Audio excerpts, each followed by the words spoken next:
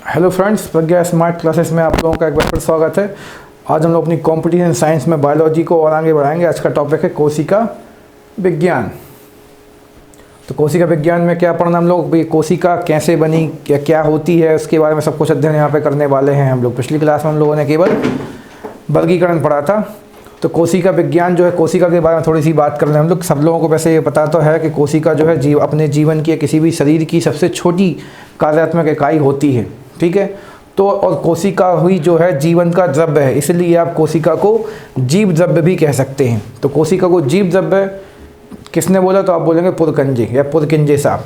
तो जीव द्रव्य का नामकरण किसने किया, पुरकिंजे साहब ने किया है। जीव द्रव्य को आप इंग्लिश में प्रोटोप्लाज्म भी कह सकते हैं, ठीक है। तो पुरकिंजे साहब द्वारा इसका नाम कब किया गया, 1839 में। सन तो ज़्यादा नहीं आते हैं पर आपको पुरकिंजे याद रखना। तो पुरकिंजे साहब ने जीव द्रव्य कहा। हिंदी भाषा में थोड़ा सा यहाँ पर बुंदेली मतलब बोली में हमने देखा कि द्रव्य मतलब होती वस्तुएं यहाँ वहाँ पूरी होती हैं, इसलिए इसका नामकरण किसने किया, पुरकिंजे। तो हमने आपको तुक्का या ट्रिक बताने की कोशिश की है कि जीव द्रव्य किसने खोजा है, पुरकिंजे ने। हमारे शरीर में जहाँ देखो वहीं पर कोशिकाएँ यहाँ वहाँ पूरी मतलब फैली हुई हैं।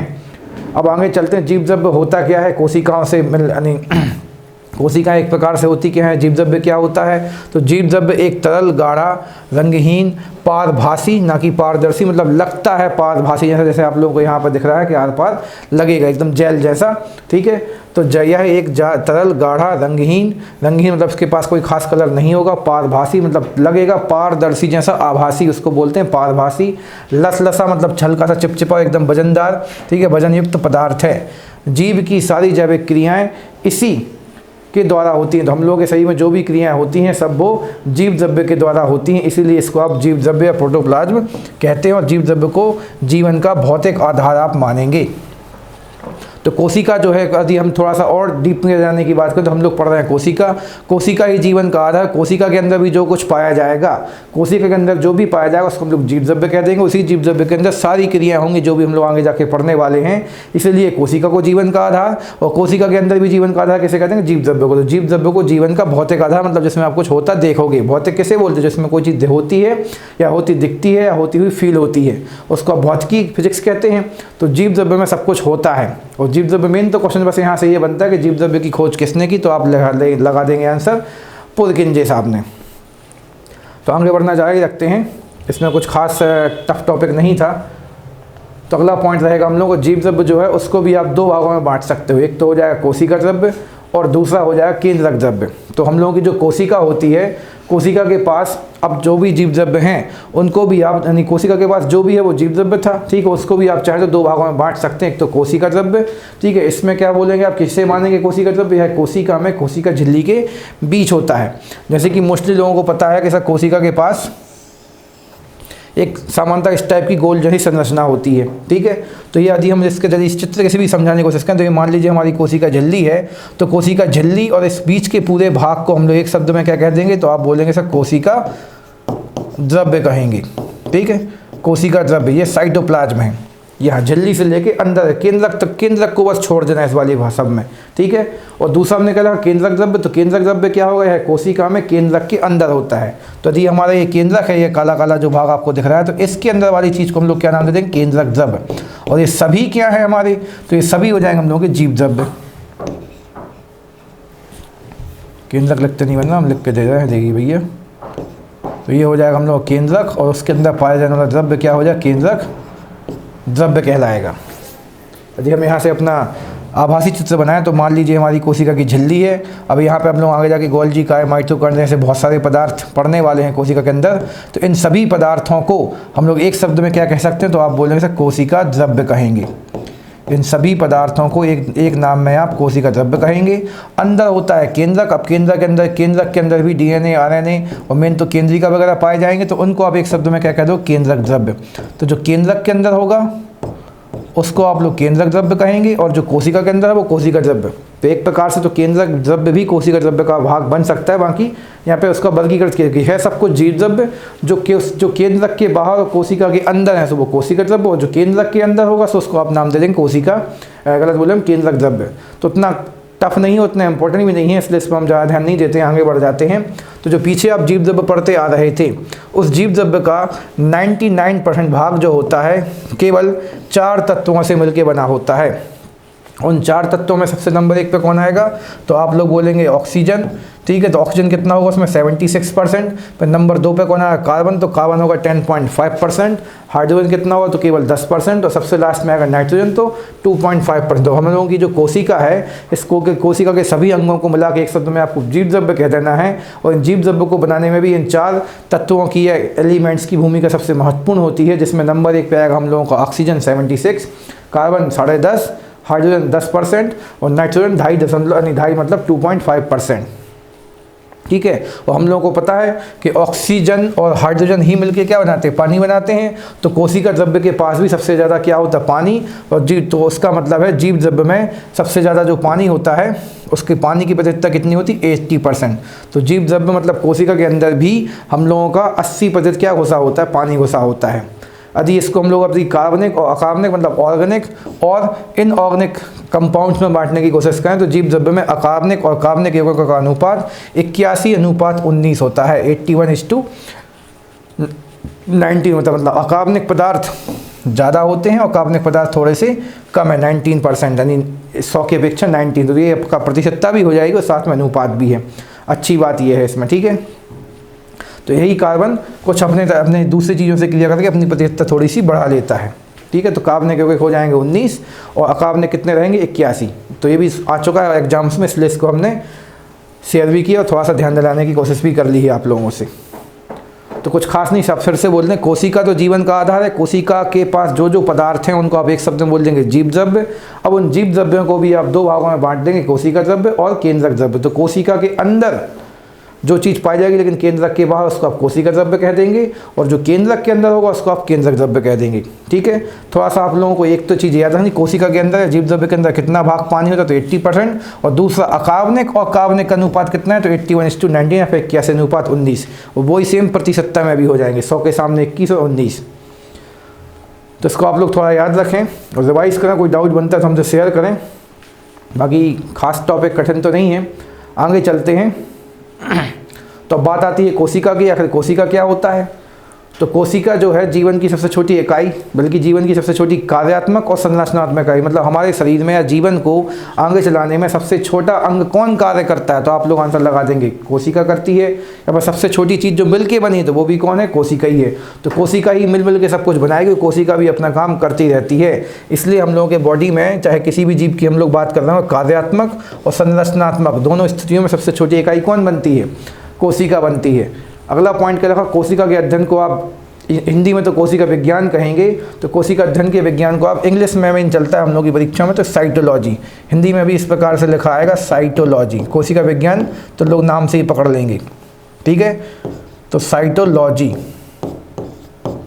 और साइट का अर्थ बायोलॉजी में यानी लैटिन भाषा में क्या होता है, कोशिका। जैसे सुसाइड वगैरह होता है, सू का मतलब क्या, स्वयं को, साइट मतलब हत्या, स्वयं की हत्या, तो साइट का मतलब होता है कोशिका। तो कोशिका की हत्या कर दी एक प्रकार से, तो साइटोलॉजी मतलब कोशिका अध्ययन। आगे चलते हैं। कोशिका शब्द का प्रयोग सर्वप्रथम अंग्रेज वैज्ञानिक रॉबर्ट हुक ने किया था, ठीक है। तो ये नाम सबसे इंपॉर्टेंट रहेगा आज की क्लास में हमारे अनुसार। तो कोशिका शब्द जो है, कोशिका शब्द का उपयोग रॉबर्ट हुक साहब ने किया था, इसलिए उन्हीं को ही अपने कोशिका विज्ञान का जनक भी मानेंगे। उन्होंने 1665 में, तो बहुत पुरानी घटना है, सन पर थोड़ा हमें डाउट रहता है, तो इसको आप लोग दूसरी किताबों से भी चेक करके या किसी और से चेक करके हमसे शेयर करना कि 1665 ही है कि नहीं है। तो कोशिका शब्द का प्रयोग सबसे पहले रॉबर्ट हुक साहब ने किया था, ठीक है। कुछ और फैक्ट हैं कोशिका संबंधी, हम सबको जैसे पता था कोशिका बहुत छोटी होती है, तो भले गोल गोल हो सकती है लेकिन उसका आकार बहुत छोटा होता है। तो उन छोटों में भी सबसे छोटी कौन है, तो उसकी चर्चा थोड़ी सी कर लें। तो हमारे जितने भी प्रकार के जीव हैं, ऑर्गेनिज्म हैं, उन सब में सबसे छोटी कोशिका एक जीवाणु की होती है। उस जीवाणु का नाम क्या है, तो माइकोप्लाज्म गैलीसेप्टिकमा।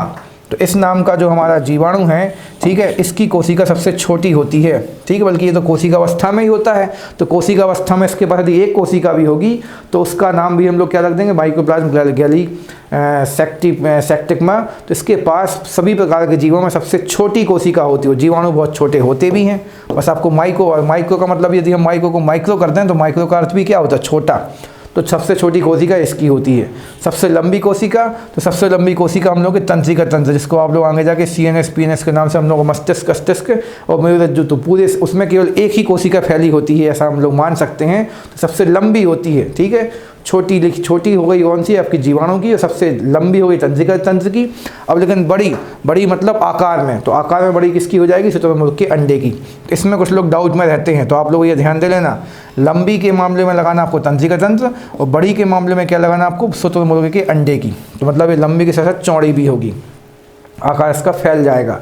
तो शुतुरमुर्ग का अंडा कि अंडे के अंदर की जो कोशिका है वो सबसे बड़ी कोशिका देखने को मिलेगी आपको। तो इसमें सबसे इंपॉर्टेंट रॉबर्ट होगा, बाकी के 3 फैक्ट आप लोगों को शायद पहले से पता है, तो इनको अच्छे से रट के रखिए, परीक्षा में काम में आएंगे। आगे चलते हैं। अगला क्या है, कोशिका सिद्धांत।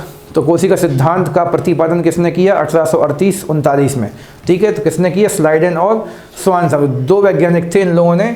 वैसे तो इन लोगों ने तो मुख्यतः अपने हिसाब से, एक ने जंतु कोशिका तो एक ने पादप कोशिका के सिद्धांत की खोज की थी, लेकिन दोनों को मिला के हम लोग एक शब्द में कोशिका सिद्धांत के नाम से पढ़ेंगे। तो स्लाइडेन और स्वान ने मिलकर कोशिका सिद्धांत का प्रतिपादन किया, ठीक है। रॉबर्ट हॉक ने तो केवल क्या खोजी थी, कोशिका खोजी थी। जब हमने पीछे सिद्धांत बोला तो इस चीज़ को हम वापस लेते हैं। तो कोशिका सिद्धांत का प्रतिपादन स्लाइडेन और स्वान ने किया था, ठीक है। तो कोशिका सिद्धांत की मुख्य बातें हम लोग थोड़ा सा देख लेते हैं। तो इन लोगों ने मिलकर क्या बोला, दोनों की थ्योरी तो अलग अलग थी, लेकिन आखिरी में दोनों में काफ़ी हद तक सिमिलैरिटीज़ थी, इसलिए एक साथ इन लोगों का नाम पढ़ा जाता है। तो प्रत्येक जीव की उत्पत्ति एक कोशिका से होती है, इसमें कोई नई बात नहीं, हम लोग आज जानते हैं। तो ये वाली बात पहली बार किसने बोली है, स्लाइडेन और स्वान ने बोली है, ठीक है। अब जीव में चाहे पौधा हो चाहे जंतु, सबकी उत्पत्ति किसी न किसी कोशिका से ही होती है। प्रत्येक जीव का शरीर एक या अनेक कोशिकाओं से मिलकर बना होता है। ये भी आपने कल देखा था, यानी पिछली क्लास में देखा था कि प्रत्येक कोशिका जो है एक कोशिका का भी हो सकता है, फिर अनेक कोशिकाओं का भी हो सकता है, मतलब उसके पास कोशिका तो लेकिन होगी।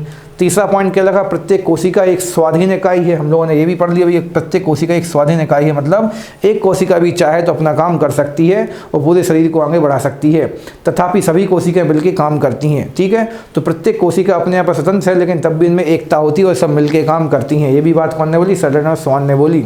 और फलस्वरूप एक जीव का निर्माण हो जाता है, मतलब एक जीव में फिर अलग अलग कार्य करने की क्षमता आ जाती है।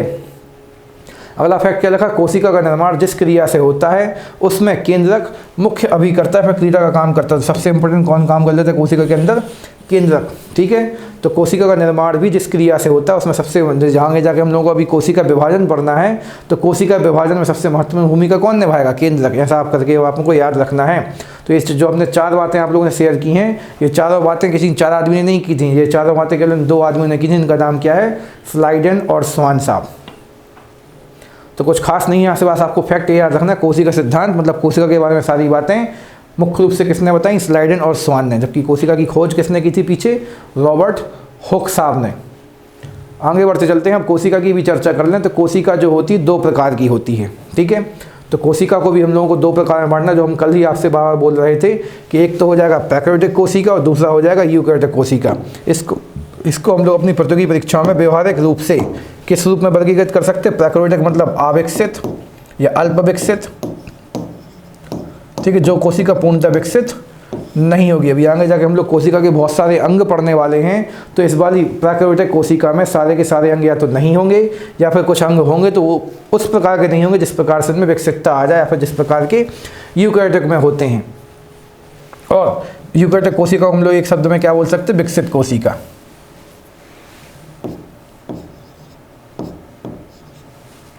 और ये वाली हो जाएगी विकसित। तो ये आपको हमने एक शब्द में अंतर दे दिया। अब कैसे विकसित और कैसे विकसित नहीं मानते हैं, तो वो हम लोग ध्यान देने की कोशिश चालू कर लेते हैं। तो नंबर 1 पैराडिग्म बनी है भाई हम लोगों की प्रोकैरियोटिक कोशिका। तो प्रोकैरियोटिक कोशिका में क्या होगा, कैसे इसको हम लोग अल्प विकसित या अविकसित घोषित करेंगे।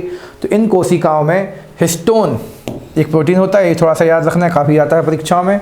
तो हिस्टोन नाम का एक प्रोटीन नहीं होता है, ठीक है, नहीं होता है, जिसके कारण क्रोमेटिन नहीं बन पाता। क्रोमेटिन क्या होता है, कोशिका का एक जाल या झिल्ली होती है, ठीक है। क्रोमेटिन एक जाल होता है, जो भी आगे जाके हम लोग केंद्रक में पढ़ेंगे मेन रूप से। तो चूंकि इन वाली कोशिकाओं में हिस्टोन प्रोटीन का उत्पादन नहीं हो पाता है, इसलिए क्रोमेटिन का निर्माण भी नहीं हो पाता है। क्रोमेटिन का निर्माण नहीं हो पाता है, इस कारण से बेचारा डीएनए जो है केंद्रक के अंदर डीएनए का सूत्र ही गुणसूत्र के रूप में पाया जाता है और कोई इसकी मदद नहीं करता है। ठीक है, तो डीएनए ही केंद्रक के अंदर केंद्रक जैसी जगह पे वहाँ तैरता रहता है और अन्य कोई आवरण से घिरे नहीं रहता। चूँकि ये जाल नहीं बना तो डीएनए अकेला यहाँ वहाँ तैरता रहेगा, उसके ऊपर कोई जाल वगैरह आवरण वगैरह नहीं बनता है। अतः केंद्रक नाम की कोई विकसित कोशिकांग इसमें नहीं पाई जाती। मान लीजिए ये हमारी कोई प्राकृतिक कोशिका है, ठीक है, इसके अंदर यहाँ पर डीएनए तैर रहा है, डीएनए जो है इस प्रकार से होगा, लेकिन उसके ऊपर इस प्रकार का कोई जाल नहीं होगा, मतलब जिसके पास कोई केंद्रक नहीं होता। केंद्रक नहीं होता इसका अर्थ कैसे आपको व्यक्त करना है, क्योंकि इसके पास कोई क्रोमेटिन भी नहीं होता। और क्रोमेटिन क्यों नहीं होता, तो आप बोलेंगे सर उसके पास हिस्टोन नहीं होता, हिस्टोन नाम का प्रोटीन नहीं होता।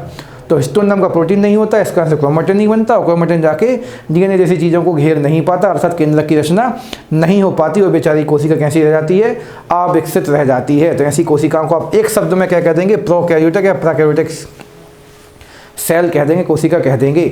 तो मुख्यतः हम लोगों ने कल पढ़ा था मोनेरा जगत, ठीक है। तो मोनेरा जगत में मुख्य रूप से इस प्रकार की कोशिकाएं देखने को मिलेंगी आपको, जो हमने विटकर साहब का वर्गीकरण देखा था पिछली क्लास में।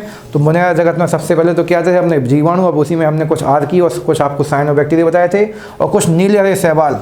तो नीले हरे शैवाल जो थे वो शैवाल प्लस जीवाणुओं का ही उदाहरण माने जाते हैं। तो नीले हरे शैवालों में भी इस प्रकार की प्राकृतिक कोशिकाएं देखने को मिलेंगी हम लोगों को, या फिर पढ़ने को मिलेंगी, देखने को तो नहीं मिलेंगे हम लोगों को प्रतियोगी परीक्षाओं में, पर पढ़ने को मिलेंगी आपको। इसको थोड़ा सा आप लोग याद रखें, काफ़ी टॉपिक इंटरेस्टिंग और इम्पोर्टेंट है। तो रिवाइज भी कीजिए और कोई डाउट बनता है तो हमसे शेयर भी कीजिए, हम अपने हिसाब से पूरा बताने की कोशिश कर रहे हैं। आगे चलते हैं। यूकैरियोटिक कोशिका, इन कोशिकाओं में दोहरी झिल्ली आवरण के कारण केंद्रक आवरण से घिरा और सुस्पष्ट केंद्रक होता है। यदि आप पूरा समझाएंगे तो इनके पास वो हिस्टोन प्रोटीन, देखो लिखा भी आगे जाके, जिसमें डीएनए हिस्टोन प्रोटीन से संयुक्त होने के से बनी क्रोमेटिन, इसके अलावा केंद्रीय का सब कुछ इसमें उपस्थित हो जाएगा। ठीक है, यहाँ पे कुछ चित्र बनाने की कोशिश की हमने 3D डायग्राम की, उनको थोड़ा आप देखते हुए बाकी हम अपना चित्र बना कर दे देते हैं आपको कि इसकी यदि यूकैरियोटिक सेल की कोशिका बनेगी तो इसकी कोशिका में अंदर डीएनए वगैरह तो पाया ही जाएगा, ठीक है, और उसके ऊपर एक दोहरी झिल्ली इस प्रकार से क्रोमेटिन जाल की आ जाएगी। और उस क्रोमेटिन जाल को बनाएगा कौन, तो हिस्टोन नाम का प्रोटीन बनाएगा। तो हिस्टोन नाम का प्रोटीन होने के कारण डीएनए जो है इस प्रकार से एक झिल्ली से घिर जाएगा और इस वाली रचना को आप स्पष्ट रूप से क्या बोल पाएंगे, केंद्रक बोल पाएंगे। ठीक है, तो केंद्रक की अनुपस्थिति के आधार पर ही हम लोग इनको प्रैकैरियोटिक और अपरणीकरण को यूकैरियोटिक बोल पाएंगे। तो चूँकि केंद्रक नहीं होगा तो प्रैकैरियोटिक और केंद्रक होगा तो यूकैरियोटिक, उसी हिसाब से इनको विकसित और अविकसित कह दिया जाएगा। बाकी इसके अलावा आगे जाके हम लोग थोड़ा बहुत और पढ़ेंगे कि राइबोसोम, माइटोकॉन्ड्रिया वगैरह होंगे कि नहीं होंगे। तो जो अविकसित होंगे उसमें सामान्यतः नहीं होंगे या फिर कम होंगे, और जो विकसित वाले होंगे उनमें होते हैं। तो मेन तो आपको ये केंद्रक वाली कहानी याद है, केंद्रक होता है तो यूकैरियोटिक और केंद्रक नहीं होता तो प्रैकैरियोटिक। तो केंद्रक होने में भूमिका कौन निभाएगा, हिस्टोन नाम का प्रोटीन से बनने वाला क्रोमेटिन जाल। तो आशा करते हैं आप लोग सही सही कैच कर रहे होंगे और सही सही ऑप्शन पिक करेंगे परीक्षाओं में और हमें अपना प्रतिभागी मानेंगे अपनी सफलता में। तो आगे चलते हैं। कुछ हमने यहाँ पे प्रैकैरियोटिक और यूकैरियोटिक कोशिकाओं में अंतर व्यक्त करने की कोशिश की है। ठीक है, उनके पार्ट्स की सहायता से। कोशिका के पास भी बहुत सारे अंग होते हैं, तो वो अंग किस में होते किस में नहीं होते, फिर किस में किस प्रकार से होते हैं, वो हम लोगों से परीक्षाओं में पूछे जाते हैं, थोड़े से ज़्यादा इंपॉर्टेंट भी हैं। तो भैया विशेषता या अंगक लिखे हैं, यानी उसके ऑर्गेनल्स लिखे हैं कि किस में होते हैं और किस किस प्रकार से होते हैं। नंबर 1 पे लिखा हमने कोशिका भित्ति या फिर सेल बॉल। कोशिका भित्ति या फिर सेल बॉल की बात करें तो सेल बॉल जो है प्रैकैरियोटिक, जहाँ पर फिर से हम आपको समझाने के लिए लेते हैं भैया अविकसित कोशिका। ये वाली कैसी होगी, अविकसित, और ये वाली कैसी होगी, विकसित। अपनी सामान्य भाषा में उसमें केंद्रक होगा, इसमें केंद्रक या तो नहीं होगा, फिर अपने देखा ऐसी टाइप का था बिना झिल्ली का। तो कोशिका भित्ति, इसमें प्रोटीन तथा कार्बोहाइड्रेट की बनी होगी केवल, और इसमें किसकी बन जाएगी, सेलुलोज की। तो कोशिका भित्ति मतलब इस प्रकार से जो कोशिका के बाहर की ये भित्ति बनी रहेगी, बाहर वाली जाल, ये जाली होगी, वो किसी न किसी ऐसी लोकल प्रोटीन की, लोकल मतलब ऐसे कुछ खास नहीं होगा, तो प्रोटीन और कार्बोहाइड्रेट की बनेगी। उसका नाम भी नहीं मिल पाया अब तक, लेकिन यहाँ पे किसकी बनी होगी, सेलुलोज की बनी होगी। किसमें, यूकैरियोटिक में। अब माइटोकॉन्ड्रिया की बात करें तो इसके पास चूँकि ये बेचारी अविकसित कोशिका है, इसलिए माइटोकॉन्ड्रिया इसमें होता ही नहीं है। इसमें होगा एंडोप्लाज्मिक रेटिकुलम, जिसको आप लोग शॉर्ट फॉर्म में ER के नाम से पढ़ते हैं। ठीक है। तो इंडो या एंडोप्लाज्मिक रेटिकुलम, इसको आप ईआर के नाम से भी जानेंगे, तो इसके पास अनुपस्थित होता है, इसके पास उपस्थित होता है। राइबोसोम, जिसको आप लोग आगे जाके प्रोटीन फैक्ट्री पढ़ेंगे, तो प्रोटीन फैक्ट्री राइबोसोम इसके पास होते हैं 70 प्रकार के, इसके पास कितने प्रकार होते हैं 80 प्रकार। राइबोसोम कई प्रकार के होते हैं, तो 70 लिखा है ना कि 705 लिखा है, तो 70 प्रकार के, यहाँ पे कितने प्रकार के होते हैं 80 प्रकार के होते हैं। गोल्जी का, जिसको आप यातायात प्रबंधक कहेंगे आगे जाके, तो गोल्जी का इसके पास नहीं होता है, इसके पास होता है, ठीक है। केंद्रक झिल्ली, तो केंद्रक झिल्ली आपने देखा इसके पास तो बेचारे के पास केंद्रक ही नहीं था, तो झिल्ली भी कैसे आ पाएगी, इसके पास केंद्रक झिल्ली नहीं होती, इसके पास होती। तो मोस्टली में हम लोग यही देखेंगे, इसके पास नहीं होता, इसके पास होता, मतलब यहाँ पे अनुपस्थित तो वहाँ पे उपस्थित, मतलब यहाँ पे एब्सेंट तो वहाँ पे प्रेजेंट।